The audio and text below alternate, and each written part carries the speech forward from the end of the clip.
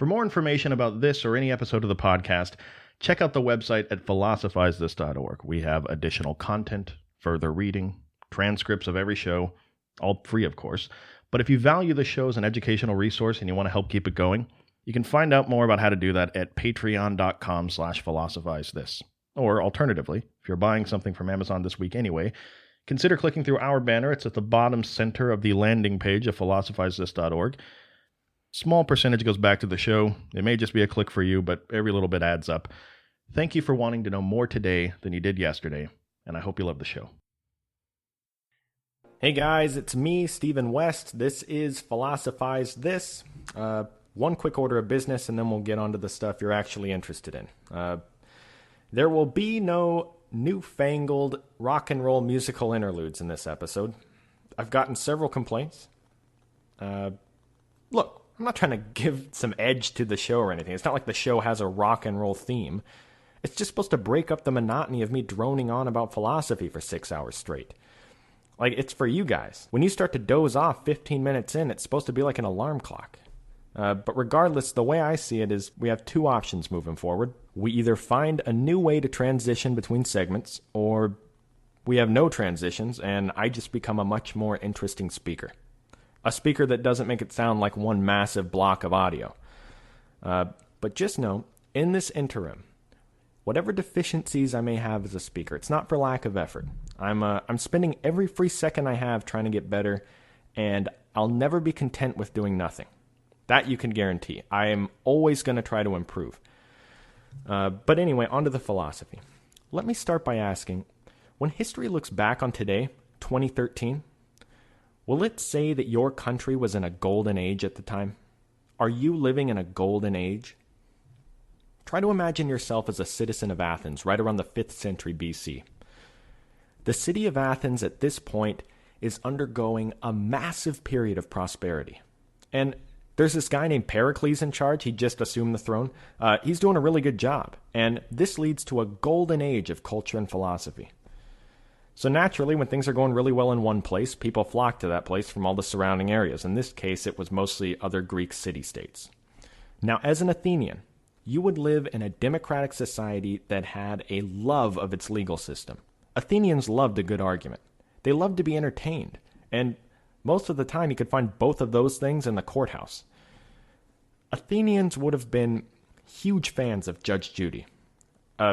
Back then, it would have been Judge Judicles or something, but it was exciting.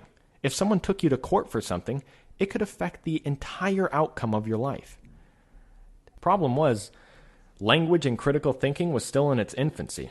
So defending yourself in one of these trials was not only crucial, but it was incredibly unlikely that you had the ability to argue or speak well enough to do an effective job of it. On top of all this, people were just as ambitious back then as we are today. And it was possible to work your way up the social ladder and earn a prestigious place in government, but no one was going to vote for you if you weren't educated and well-spoken. These two things created enough of a market in Athens for self-improvement that an entire industry of philosopher-teachers arose called the Sophists. Now, we talked last episode about the word philosophy, the love of wisdom, right? But the second half of that word is sophia, which means wisdom. Sophists, they have the word for wisdom right there in their name. They certainly were wise, but, as you can see, there was no love involved here. Sophists were a mixture between ITT tech and a taco truck. They were mobile schools. They'd teach you anything you wanted to learn about for the right price. Music, rhetoric, mathematics, grammar. It actually does remind me of an ITT tech commercial. There's always two people in an elevator talking, and one guy goes, "Man, I wish I had the skills to move forward in my career." And the other guy goes, "You should call ITT Tech.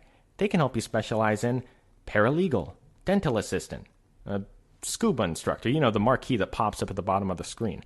ITT Tech provides a very similar service to what the early Sophists provided. And this kind of commercial could be compared to how they used to have competitions screaming at each other, trying to draw a crowd and show that they knew more than the other Sophists.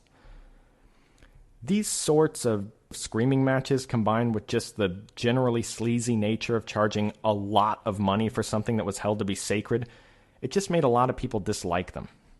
Not to mention, The actual subject matter they were teaching was pretty shaky in itself. Like, remember how the demand for sophists only came about because people were being called to court to defend themselves? Well, when all those people told these sophists they wanted to win the argument in court, the sophists just taught them how to win arguments. They didn't teach them any true knowledge or wisdom.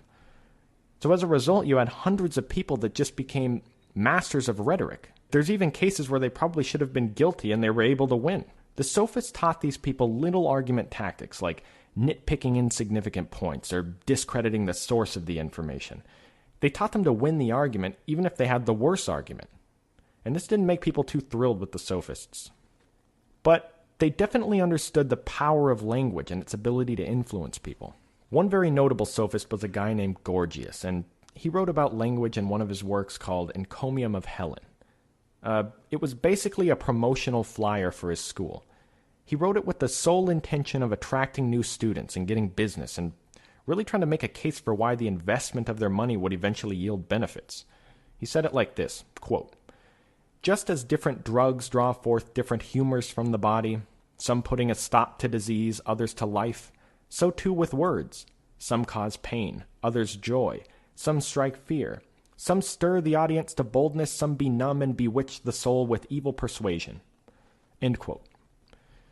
You can definitely see in this quote that he not only understood the power of language, but, in a funny way, he was trying to use the power of language to try to recruit people to learn the power of language from him.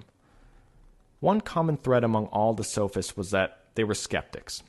They didn't like the idea of accepting something because reason tells us it should be true. They wanted hard evidence. Really, they just wanted a philosophy that made sense through the lens of everyday experience. They didn't like the ideas of Democritus or Empedocles, where they said that our senses show us an artificial world and that the real world exists at the atomic level or at the level of the mixing of the elements. They thought human experience should be paramount. The only question was, if truth is based on a sensory experience, whose sensory experience should be the guide? One of the very first and most influential of all the sophists was a guy named Protagoras. He was friends with Empedocles, that guy that walked around in bronze shoes, if that tells you anything. Like the other sophists, Protagoras made his money teaching people not what right or wrong was, but teaching them how to argue. So it really was conveniently aligned with his job security when he decided that he believes that all arguments have two sides, neither of which is more right than the other. He said he could win an argument with a worse argument if he was just more persuasive than his opponent. Because of this, he concluded, it's the man holding the opinion that's the measure of the worth of the argument, not the actual argument itself or the facts it's based on. Or as he put it in the opening line of one of his most famous works, man is the measure of all things. He took this idea one step further and applied it to everything. What is true for one person may be false for another, what's hot for one person may be cold for another. But he also applied it to morals. What's right for one person may not be right for another. He said nothing is inherently good in itself. Something is only right because a person or a society judges it to be right.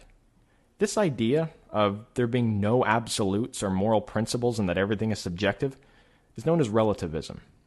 Protagoras didn't think truth was something that only God knew or that you could only attain by thinking and analyzing things for decades.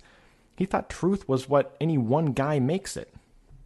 To philosophy, Protagoras is the ultra-accepting fanny pack-wearing soccer mom that hands out Capri Suns at the end of the games. I'm sure we all know someone or have known someone who agrees with him. It really is a compassionate and accepting way of looking at things and people, so you can't be too mad at them. But relativism always begs the question, so if everyone is right in whatever truth they arrive at, then what about the people that condemn all other cultures and think everyone else is wrong? Shouldn't they be right too?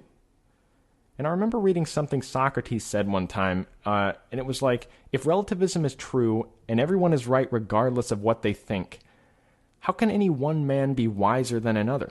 Aren't they all correct? And also, aren't sophists in the business of teaching people stuff? So why is anybody paying to be taught anything if they already know the truth? The sophists would have said that they don't teach people anything that's better knowledge, they just teach them more useful knowledge that can be used to benefit the person, like in the context of the courts. So all this stuff, this relativist view on morals, that there isn't a good or bad, just different, and their specialty to use rhetoric and language to sometimes make the worse argument win, all of this no doubt led to the negative outlook on the sophists. People always think about their argument skills and assume they only use them to do nefarious things.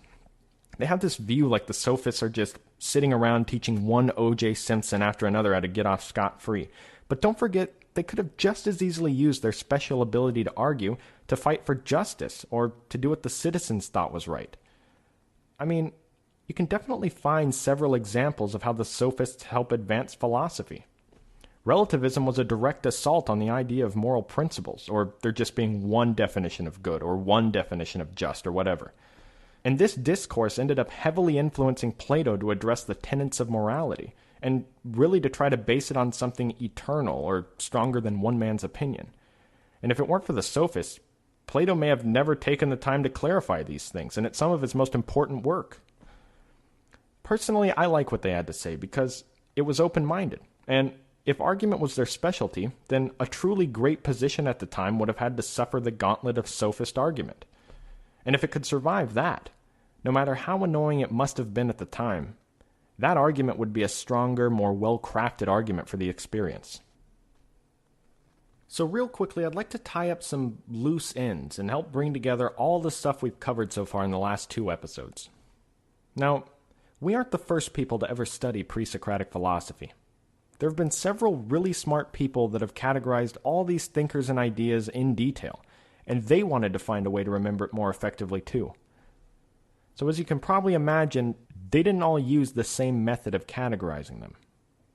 If there's one thing you do outside of this podcast this week, you guys, you need to look at a graph of the pre-Socratic philosophers that's really common. It's really important, guys. Like, you have to see the visual. It'll really help you put into context all the philosophers we've covered so far and the dates that they lived. We're going to have it up on the website, but it's probably faster for you to just go to Google Images and type in pre-Socratic graph. It's going to be the first thing that comes up. So on the left, it shows the years they lived. On the right are the names of them, color-coded to a legend that designates the school of thought they came from, and then arrows pointing to all of their students and all the people they influenced respectively.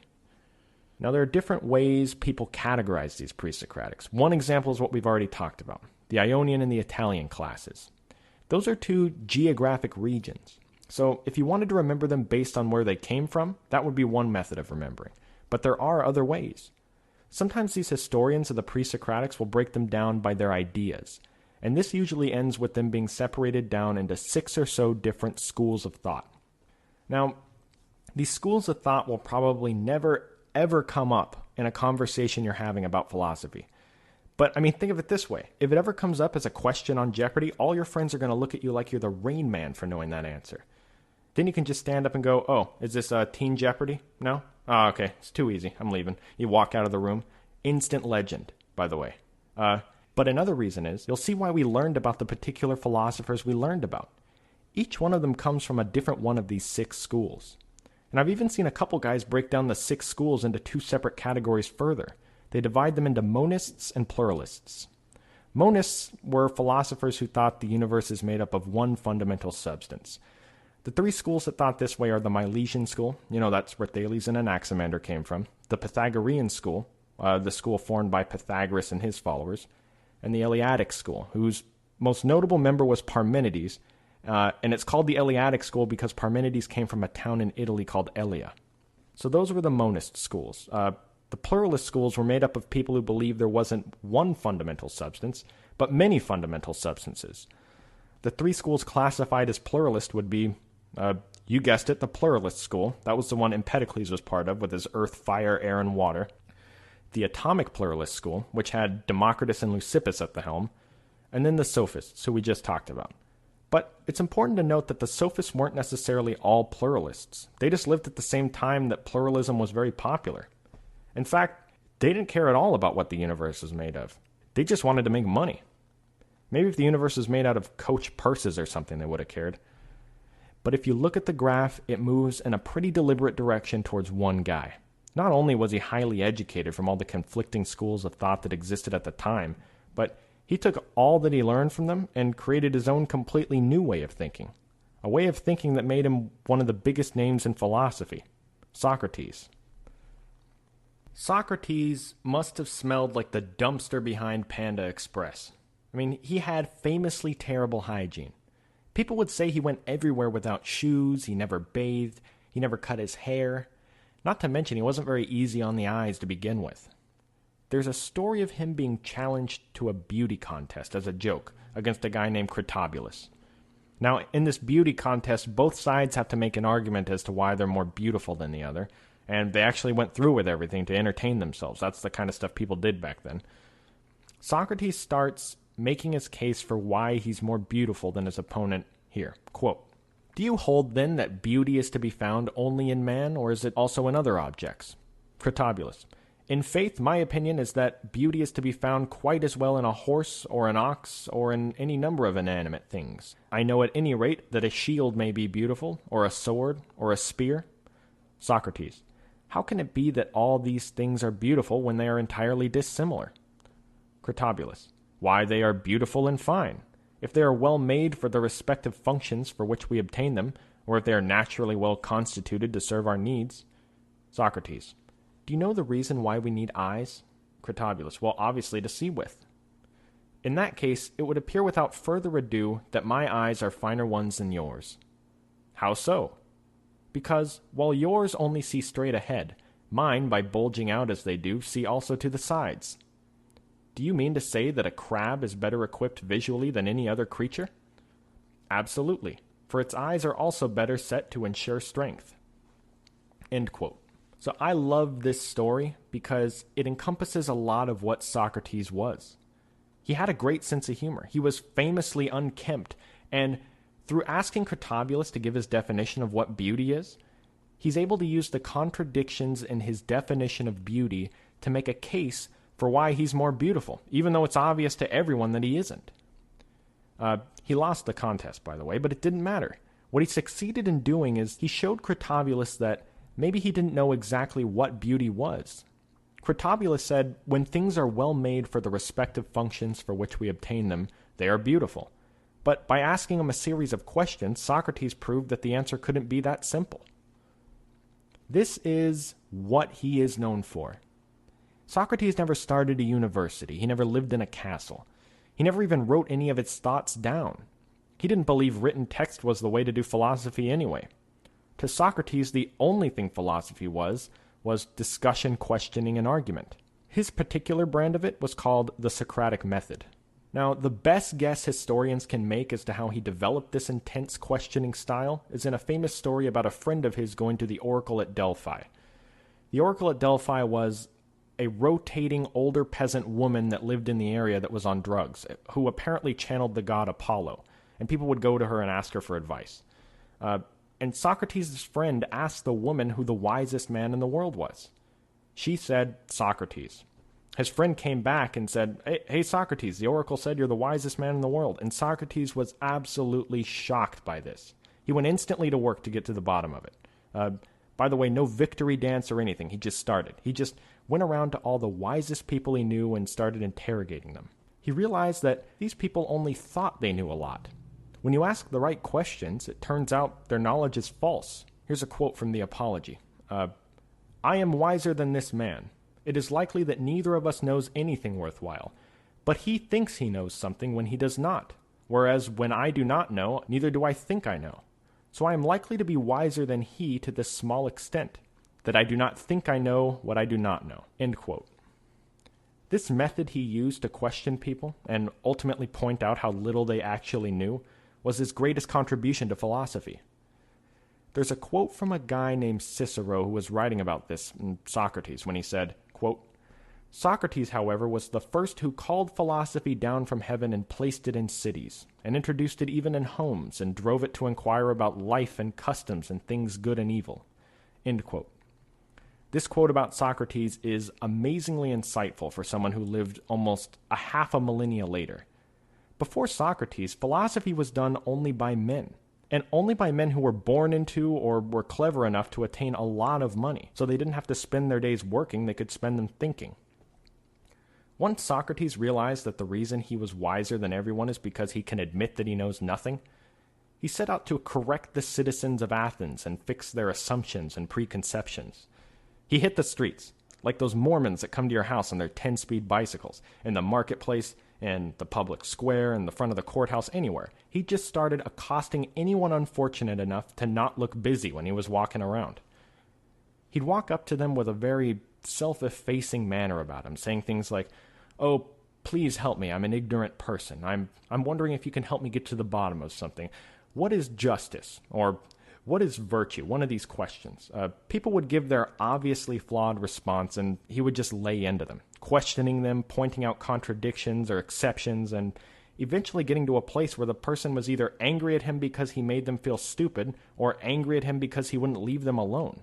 Either way, they were angry, and this didn't make him a lot of friends around town. He even did it to judges or prestigious generals or government officials.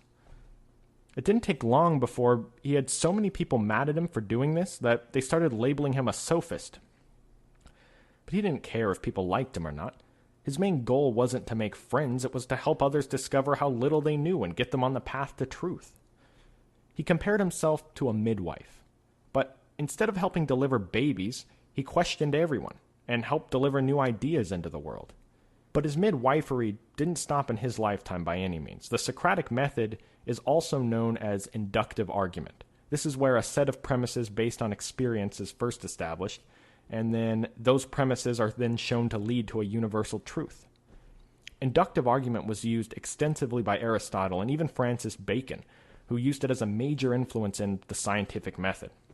I mean, I guess that had a little bit of an impact, right? Socrates eventually humiliated enough people in public that they banded together and he was put on trial at the ripe age of 70. The entire story of his trial, his defense, his conviction, and his reactions are cataloged by Plato in one of his most famous works, the Apology. And because Socrates didn't write anything down, the only thing we have to go off of are other people's perspectives. In the case of Socrates, it comes down to 4 people: Plato, Xenophon, Aristophanes, and Aristotle. Now, Xenophon was an old friend of Socrates, but he doesn't go into much detail, and he often put his own theories in the mouth of Socrates as if to give them merit by association, so we can't really trust him. Aristophanes was a playwright who made a ridiculous caricature of Socrates as a character in a comedic play, so he's not a good source. And Aristotle wasn't even born until after Socrates was dead. So that brings us to the last guy, Plato. Plato was Socrates' student, and he deeply respected Socrates, so he probably isn't the best testimony if we want to know the absolute truth, but he really is all we have.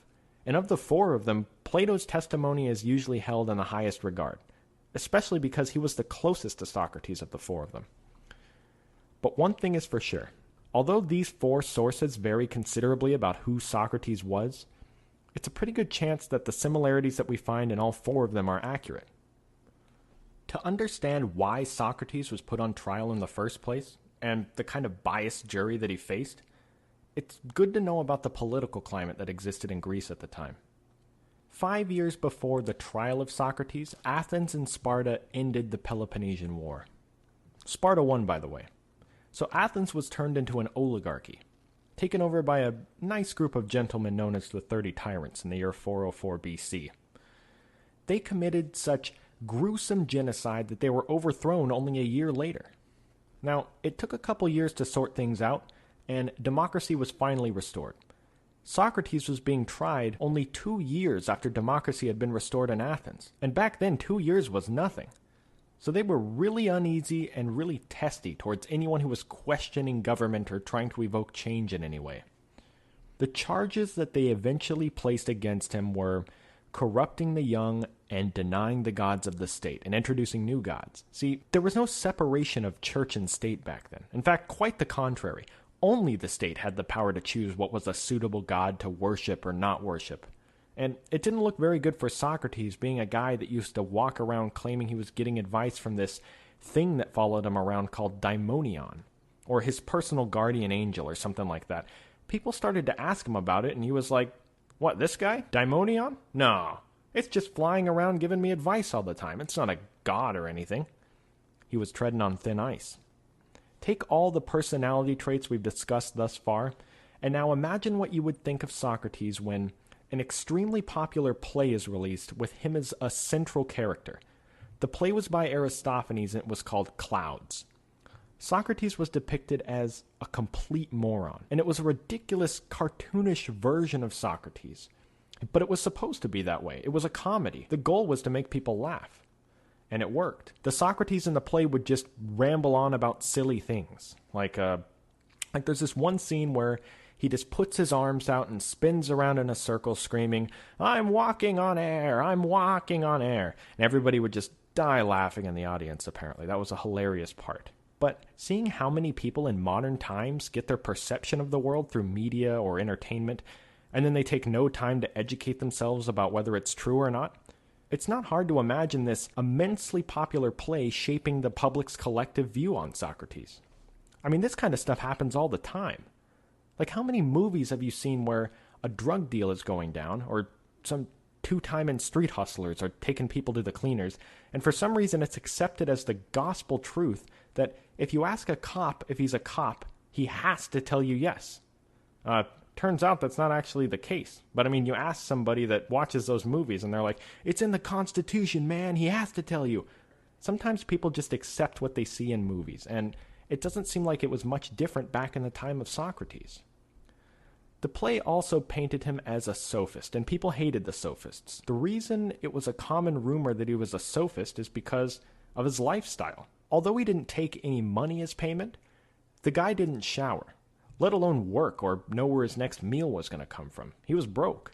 So he would trade sitting around having good conversation with people for meals and shelter. This is how he made his living. He just didn't take money like the sophists did. But people still saw that as taking payment for teaching people. It's kind of an unfair parallel to draw. I mean, the intentions of Socrates' actions and the intentions of the sophists were completely different. So all of this, it was what people of the jury had in their heads as what they knew about Socrates when they first started the trial. Plato chronicles everything that happened during Socrates' trial in his work, The Apology. Although it was called The Apology, Socrates didn't apologize for anything. He refused to grovel. He refused to beg for his life. It was common at the time to bring up your family in front of the jury and try to appeal to the sympathy of them, but he refused to do that too. See, Socrates was about doing the right thing, not about trying to get acquitted. In the first part of his trial, when he needs to address the charges leveled against him, they were like, "To the charge of corrupting the young, what say you?" He says, quote, "Is that a truth which your superior wisdom has recognized thus early in life? And am I at my age in such darkness and ignorance as not to know that if a man with whom I have to live is corrupted by me, I am very likely to be harmed by him, and yet I corrupt him, and intentionally too." End quote. Basically what he's saying is, to corrupt someone is to harm them. And it makes no sense to say that I'd harm someone because he's younger and stronger than I am. I'm 70 years old, and he could beat me up. So why would I ever do this? That just doesn't make any sense. It went down in history as one of the worst arguments ever crafted. But he didn't give a bad argument because he was incapable of defending himself. He could have done a lot better. He just wasn't making decisions for the sake of staying alive or avoiding punishment. He was just trying to do what he saw as the right thing to do, which wasn't begging the jury for mercy and manipulating people. And his main focus wasn't even on defending the actual charges. He spent most of his time defending the terrible reputation that followed him into the trial. And that really boiled down to him defending the way he carried himself, like not bathing, not caring about the typical things Athenians cared about, like money or status. He had to explain why he questioned people about their beliefs and embarrassed them in public. And in the process of explaining all this, he didn't just defend the way he lived his life. He didn't just claim he shouldn't be punished for what he does. He actually went so far as to tell the Athenians they should be thanking him for all this questioning he has bestowed upon them. Just to clarify real quick, in Athenian trials, there are a few different votes that the jury does in any given trial. The first one is to determine if you're guilty or not guilty. He obviously failed miserably there. He didn't argue very well. The second vote was the person accused offers what they think a suitable punishment would be. You'd think he would start changing the unapologetic tone after being voted guilty, but instead he decides the best course of action is to insult them a bit more. He went on to say other things in the trial, like this, quote, "Are you not ashamed of heaping up the greatest amount of money and honor and reputation, and caring so little about wisdom and truth and the greatest improvement of the soul?" End quote. When he was asked what the proper punishment would be, in the second part of the trial, he says that he's been doing the Athenians a favor with all this questioning he's been throwing at them for years. So he suggests his punishment for this crime should be free meals for life at the expense of the state. I mean, usually this kind of thing was done only for people who were victorious at the Olympic Games that were from Athens. And after he said this, during the second vote, people voted for the death penalty by a larger margin than they voted him guilty in the first place. He actually turned people from thinking he's not guilty to wanting him dead. He didn't care, though. He saw death as just another one of these things that people think they are wise about, but really know nothing about. Nobody knows whether death is a bad thing or whether it's the best thing that could ever happen to you. And when he said that, he wasn't talking about going to an amusement park in the sky or something. He was talking about a release from all the things that trouble humans on a daily basis. This is a quote from the Apology. Quote, "To fear death, gentlemen, is no other than to think oneself wise when one is not. To think one knows what one does not know. No one knows whether death may not be the greatest of all blessings for a man. Yet men fear it as if they knew that it is the greatest of all evils. And surely it is the most blameworthy ignorance to believe that one knows what one does not know." End quote. Like I said before, Socrates wasn't saying this stuff to try to get the charges dropped. He was saying this stuff with the same motives he had for doing everything else in life, to live a good and virtuous life. He was one of the first philosophers to ask, what is a good life? In his opinion, a good life was getting a sort of peace of mind as a result of doing the right thing, as opposed to doing things simply because society tells you it's a good idea. He didn't agree with Protagoras and most of the Sophists who believed morals were relative. He believed morals were absolutes, and they apply to everyone in the world the same way, regardless of what country or time period they are from. And I think this is very insightful. The morals and laws of then are not the same as now. But which one of them is more right? Socrates would have argued that neither of them are right, and that we are in no place to be even labeling what is good or bad because we don't even know what good or bad is. How can you philosophize about what is good if you don't even know what the word good truly means? He thought that life, when you're on this earth, is not just some preparation for what happens after death. He thought there was a whole set of tasks and problems to tackle when you're on the planet, like thought, self-reflection, and striving to live a virtuous life, among others. But the catch was, Socrates thought that the only way to live a virtuous life is to know what the true definitions of these virtues were, and the only way to find that was through extensive thought. He believed that the key to living a good life was understanding these virtues. Virtue was the best and most important trait to have. He thought that when people don't act virtuously and commit evil acts, that no one actually desires to do evil. If only they knew enough, they would never commit acts of evil, because that knowledge would then make them uncomfortable, and humans all strive by their nature to be as comfortable as possible, so they would never do it. Now, it doesn't take a genius to realize several counterexamples to this, like people addicted to cigarettes want to stop, but they can't, or various other examples where we know what the correct decision is, but choose to act otherwise out of convenience. But at the time, people must have not argued with Socrates that much about it and just thought they had not reached the level of wisdom he was at. He appeared to be walking proof of this life. He was definitely seen as wise, and he seemed to never make an immoral decision. In retrospect, his self-mastery was probably just the byproduct of countless hours of self-reflection, and it was through these countless hours of thinking about things that you arrive at knowledge. He famously said, "There is only one good, knowledge, and one evil, ignorance." Like we just said, if people knew enough, they would never make a wrong decision or commit an evil act. One really notable thing that makes him stand out from other philosophers around the time is that he thought everyone could be a philosopher. Not just could be, but should be or must be. His most famous saying was when he was defending himself at his trial, saying that the unexamined life is not worth living.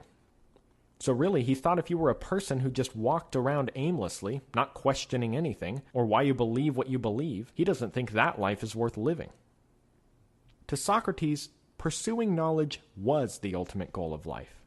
It isn't because it's entertaining to us it's the reason why we pursue it. It is the reason why we exist. And this makes sense to me.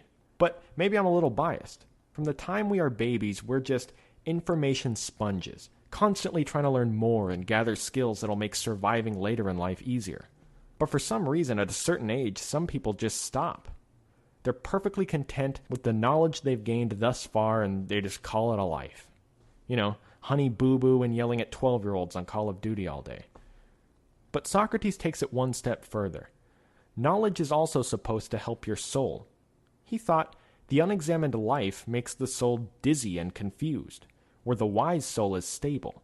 And eventually, through wisdom, all the straying that makes the soul dizzy and confused can be brought to an end. By not seeking truth, you're harming your soul, and by pursuing it, you're nurturing your soul. So in this case, doing good things, acting morally, is in your own self-interest, which is a pretty cool way of looking at it. He said in the Apology, quote, "I tell you that to let no day pass without discussing goodness and all the other subjects about which you hear me talking, and that examining both myself and others is really the very best thing a man can do." End quote.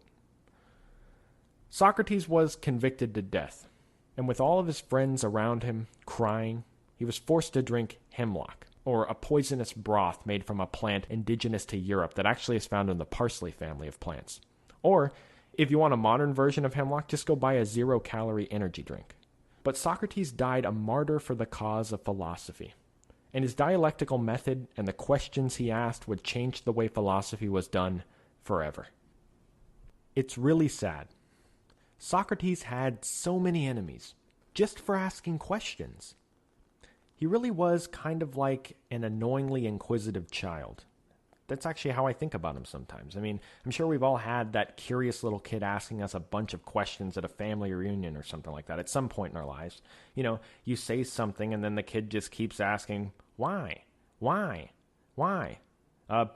Because I said so, right? I mean, adults that get angry at that either react with the because I said so, or they tell the kid, you know who knows a lot about that? Your mother. You should go and ask her.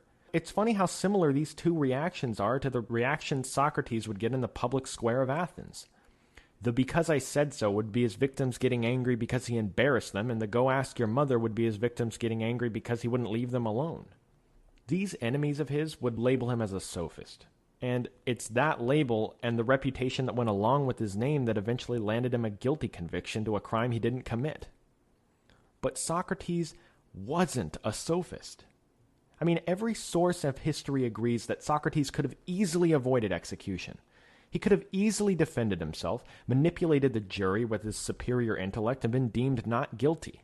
So if a sophist was someone people despised for their ability to use rhetoric to win an argument even when they should have lost the argument, then Socrates was the furthest thing I can imagine from a sophist.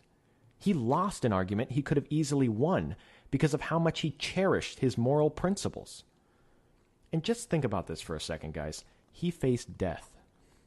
He knew he could easily avoid it, but to him, living life wasn't good enough in itself. Living a noble life was the bare minimum.